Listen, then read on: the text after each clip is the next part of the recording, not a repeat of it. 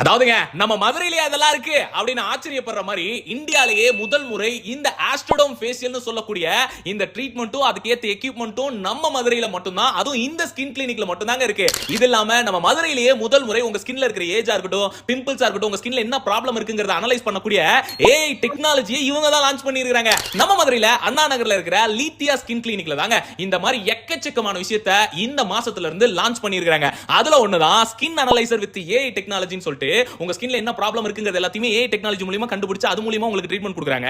அது மட்டும் இல்லாம ஆஸ்ட்ரோடோம் ஃபேஷியல்னு சொல்லிட்டு இந்தியாலயே முதல் முறை நம்ம மதுரையில இந்த கிளினிக்ல தான் இந்த ஒரு எக்யூப்மென்ட் இருக்குன்னா பாருங்களேன்.